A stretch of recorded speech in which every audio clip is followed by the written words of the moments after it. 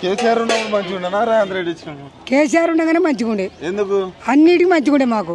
భూమి ఉందా అన్న నీకు? మాకు భూమి లేదయ్యా, లేదు. అంటే తులం బంగారం ఇట్లా వచ్చినా? ఏది లేదు, తులం లేదు, అంత తులం లేదు, ఏ బంగారం లేదు. ఊరికి పోయినప్పుడు ఎప్పుడో 6 నెలలకు ఒకసారి, ఏడాదికి ఒకసారి పోతాం. ఆ పిరి బస్సు పోతే కూడా నిలబడిపోవాలి, నిలబడి రావాలి. సీట్లు దొరకాయి, కొట్లాడు, గుద్దుకునుడు, తన్నుకునుడు. గ్యాస్ 500లకు వస్తలే? 950 రూపాయలు గాసు.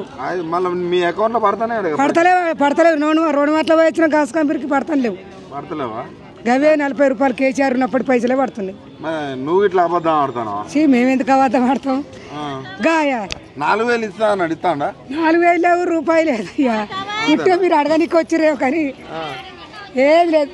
అన్ని వారి బొందకు పెట్టినాము. ఒక ఆయనే మంచిగా ఉండే పాపం. ఎవరు? కేసీఆర్. అంతేనా? అవు మరి లేకుంటే రేవంత్ రెడ్డి మిమ్మల్ని మహిళల్ని కోటీశ్వరాలు చేస్తారు. కొయ్యి వాలిపోతుంది ఆయన ఎత్తే.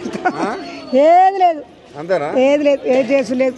అంత కొట్టుక సత్తురు కాదు. అంటే మళ్ళీ మీరు ఓట్లు అయితే గెలుస్తారట మహిళలు? మేమేమయ్యాం ఓటే సపరేట్గా తీసుకొని ఇంట్లో పెట్టుకొని కూడా కుట్టంగానే ఓటు వేయం.